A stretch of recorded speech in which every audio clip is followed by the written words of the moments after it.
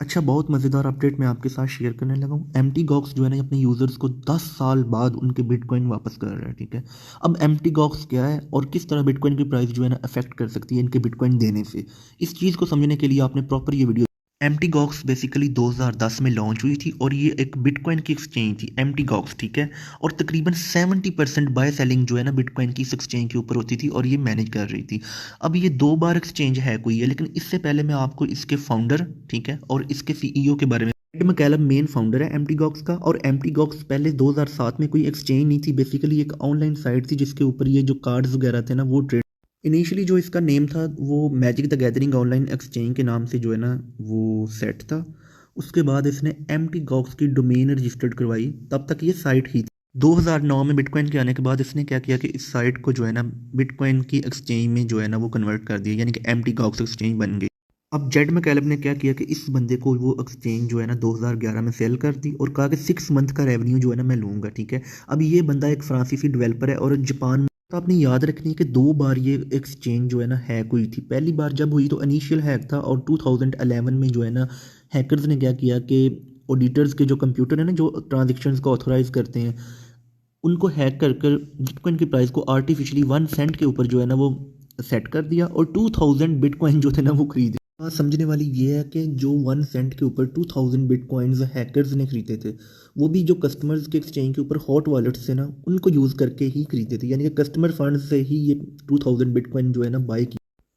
2011 के हैक के बाद 2014 का जो हैक था, ठीक है, उसमें टोटल 8,50,000 बिटकॉइन हैकर्स ने हैक किए थे। और इसके बाद जो इसका फाउंडर है, सॉरी जो इसका सीईओ है, ठीक है, मार्क करप्लीज, इसने कहा कि हमारा जो कोल्ड वॉलेट है ना, यानी कि जो यूएसबी बेस्ड वॉलेट होता है, ठीक है, उसमें 2 लाख बिटकॉइन अभी भी पड़े हैं। खैर फिर कस्टमर्स ने क्या किया कि जो मेटगॉक्स का एक्सचेंज का ऑफिस है जापान में, ठीक है, उधर जो है ना वो ऑफिस के सामने प्रोटेस्ट करना शुरू कर दिया। ये पिक्स वगैरह आपके सामने, आप गूगल वगैरह से ढूंढ सकते हैं।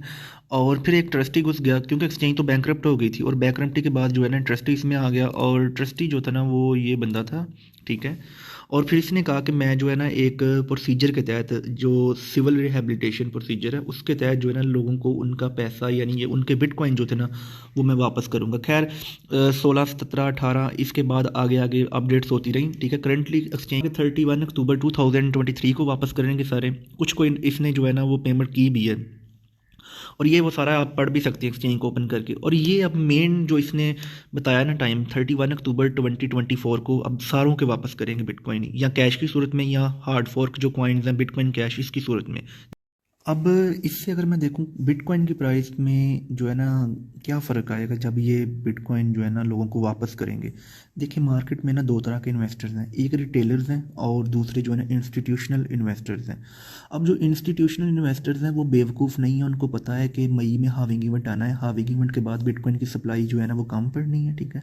जब सप्लाई कम पड़नी है तो फिर डिमांड क्रिएट होनी है, ठीक है। डिमांड जब क्रिएट होनी है तो बिटकॉइन की प्राइस जो है ना 2025 तक डेफिनेटली $150 तक जो है ना अप्रॉक्सीमेटली एक लॉन्ग टर्म अगर हम देखें ना तो जा सकती है, ठीक है। तो इंस्टीट्यूशनल इन्वेस्टर तो भाई होल्ड करेंगे बिटकॉइन को। अब रिटेलर्स की बात कर लेते हैं। रिटेलर्स में देखें हमारे तरह के लोग आते हैं कुछ, इनमें से लोग जो है ना ये बिटकॉइन की सेलिंग कर सकते हैं, ठीक है।